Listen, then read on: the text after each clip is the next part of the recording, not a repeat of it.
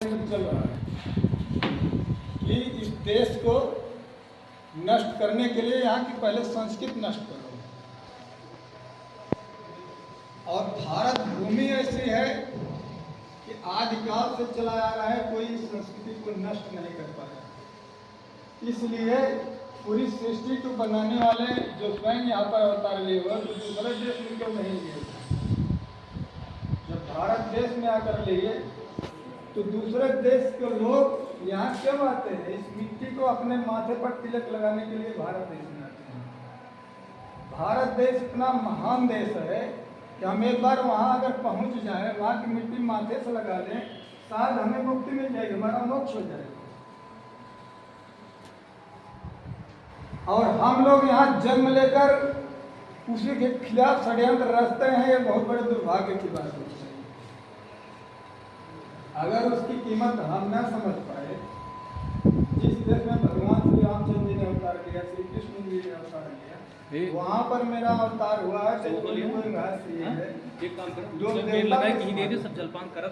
अपनी संस्कृति को बनाए रखने के लिए हमको आपको जागरूक होना है।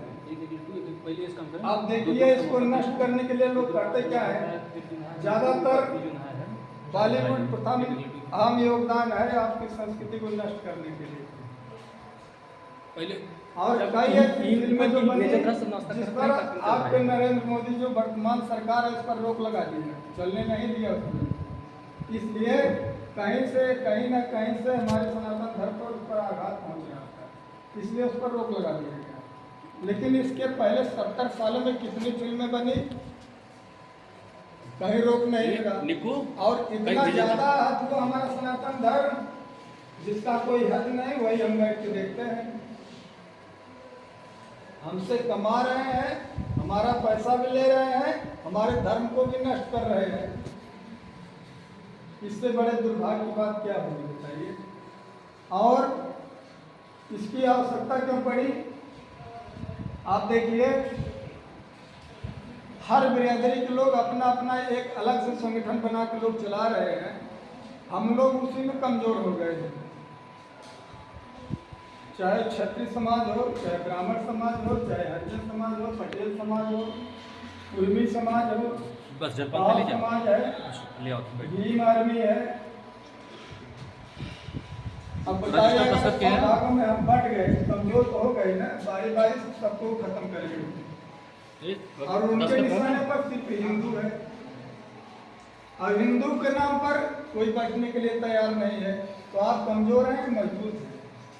यहाँ पर कितने भाई हमारे बैठे हैं, इसमें से हम पूछे भैया हरिजन कई लोग हैं तो शायद एक आध लोग हाथ उठा देंगे। मौर्य कितने भाई आए हैं तो कल 2 लोग हाथ उठा देंगे। अगर हम ये पूछे कि हिंदू कितने लोग आए हैं तो सभी लोग हाथ उठाएंगे। तो उसमें हमारी मजबूती है। हम एक एक करके अगर बटे रहेंगे तो उसमें मजबूती है। और छोटा सा उदाहरण मैं एक दूंगा। आप देखिए, आज जो वर्तमान सरकार, आपको उत्तर प्रदेश सरकार के लोग गाली देते हैं, आपको नहीं पता है ऐसे ऐसे माफियाओं को खत्म किया है उन्होंने, जिसका संबंध सीधे विदेश से था। और जब उनका काफिला चलता था तो सारे हिंदू लोग घर के अंदर चले जाते थे। आपको अगर विश्वास ना हो तो जहाँ पर रहने वाले थे वहाँ पर फोन करके पता कर लीजिए आप। हिंदू कोई रोड पर नहीं रहता था, सब अंदर चले जाते थे घर में। अगर कोई घर दरवाजे पे खड़ा और रोड पे खड़ा भी रहता था तो उसको दंड मिलता था उसका। जो मकान उनको पसंद आ गया, ये कहते थे मकान खाली कर दीजिए, मकान हमको चाहिए, छोड़ के लोग चले जाते थे, मकान दे देते थे। ऐसे मामलों को खत्म करने का काम आपकी वर्तमान सरकार ने किया। और अब केरल की बात ले लीजिए, लोकसभा में इसमें ऐसी सरकार है जो 8-10 सालों से सिर्फ आपके सनातन धर्म को मजबूत करने के लिए लगी है। और मैं वर्तमान की बात कर रहा हूँ, देश की जितनी विरोधी पार्टियां थी सब एक होकर लड़ी थी।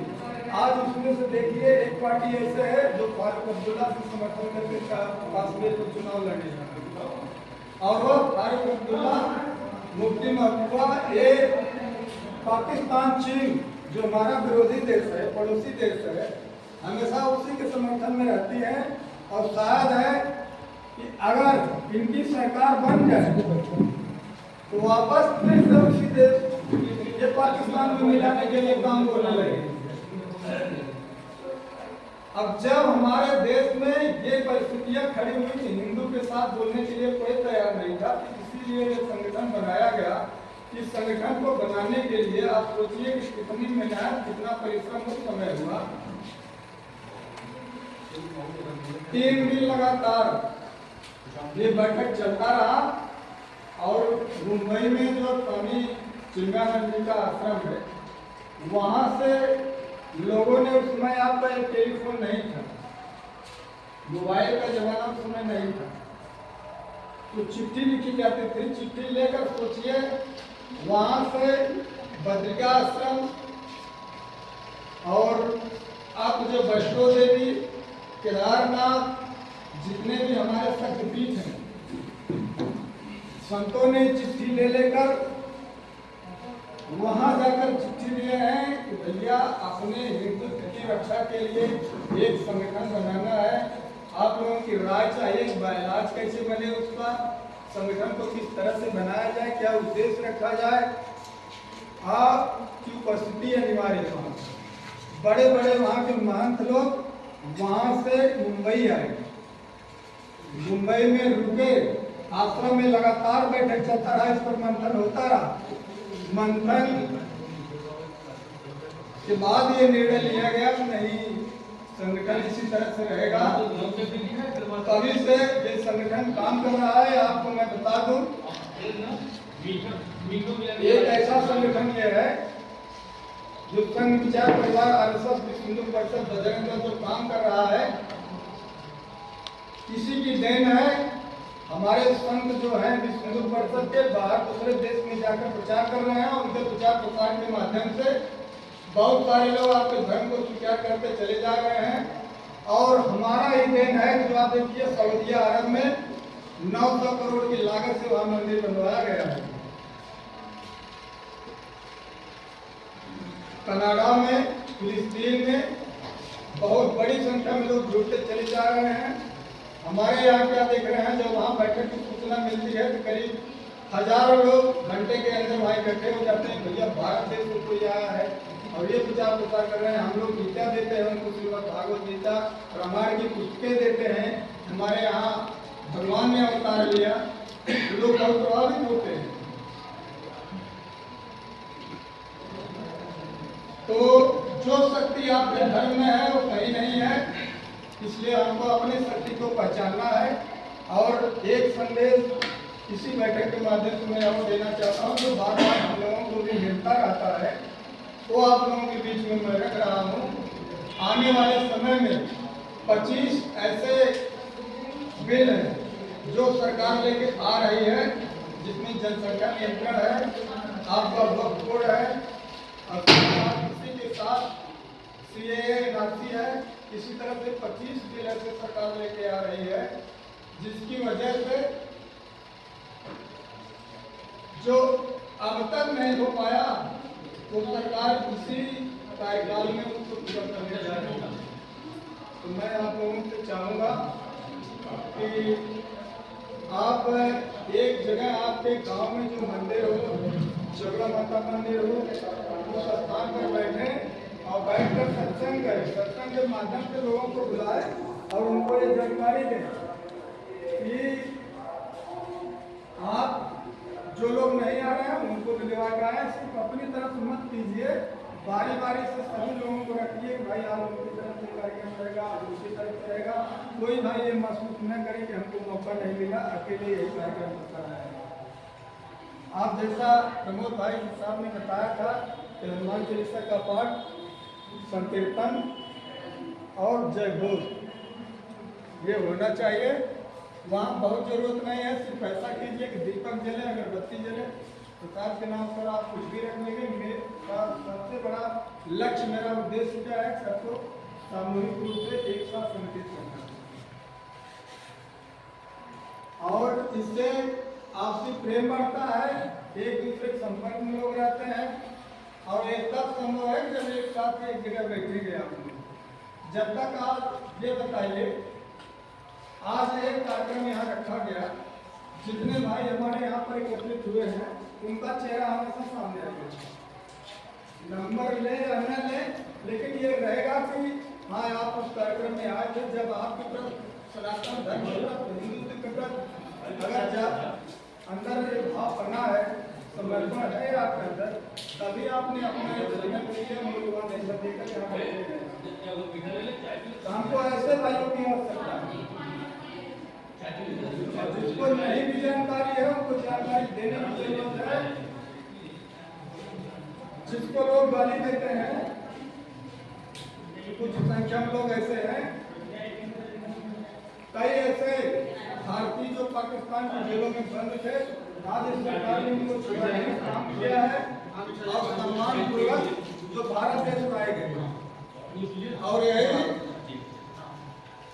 यही पिछली सरकारों में 70 सालों में जो हुआ, बंगाल में इतनी बड़ी संख्या में पाकिस्तानी सैनिक जो वहाँ कैद किए गए, उस समय वो सरकार चाहती तो हमारे जितने भी पायलट वहाँ बंद थे पाकिस्तान की जेलों में, उनको छुड़ा लेते।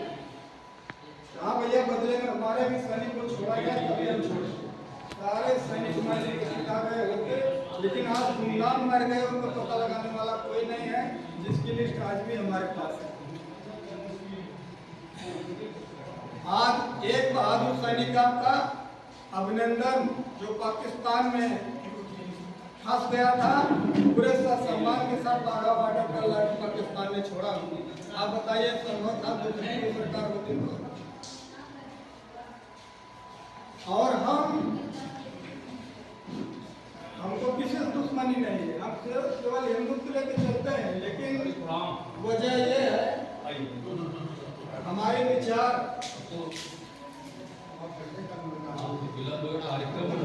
हमारे आपके बीच में इसमें जिला उपाध्यक्ष कृष्णानंद जी बड़े उपस्थित हैं और साथ में प्रखंड मंत्री आपके हमारे बक्सा प्रखंड के प्रखंड मंत्री जी उपस्थित हुए हैं।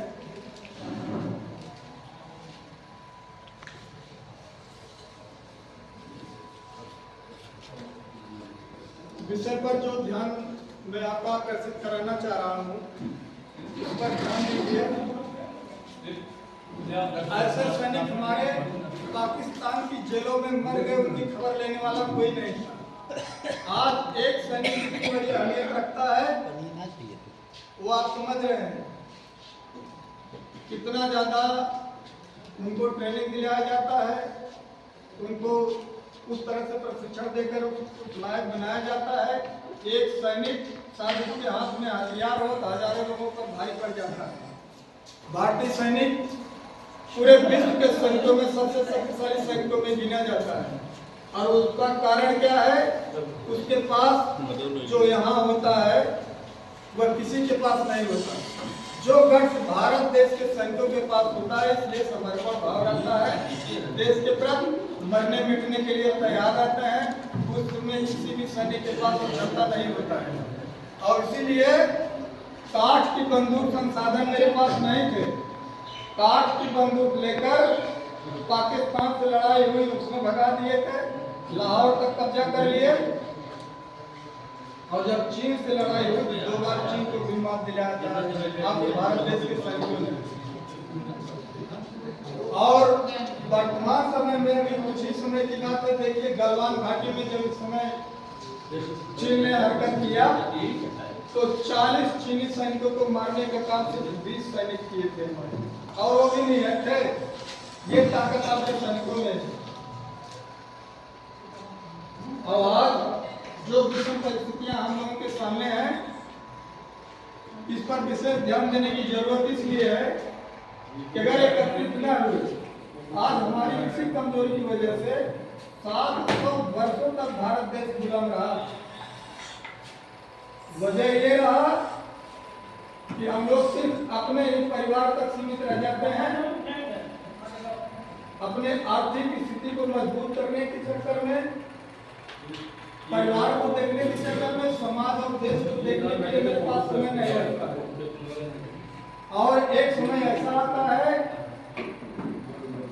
न आप परिवार देख पाएंगे, न तो आप सर्विस देख पाएंगे अपनी, न तो अपनी प्रॉपर्टी बचा पाएंगे।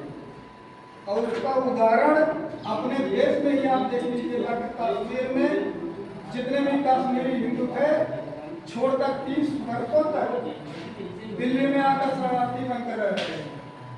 सारे सेब के बगीचे, बड़ी बड़ी बिल्डिंगें छोड़कर उनको भागना पड़ा।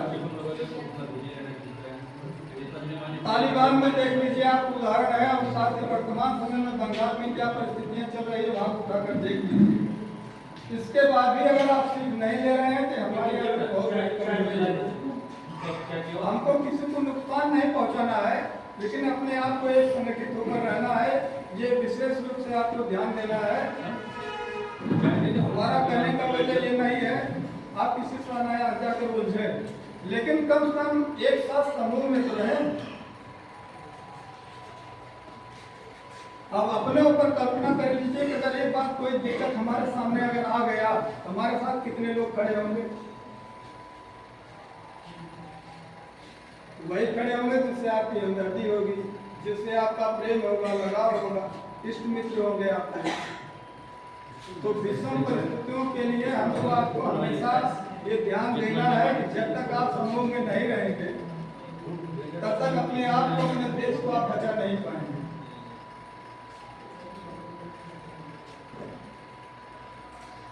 विषय को यहीं पर समाप्त करते हुए मैं अमरजीत भाई साहब हमारे संपर्क प्रमुख जी बीच में बैठे हैं, मैं चाहूँगा कि शब्दों में आप भी अपने विचार रखें।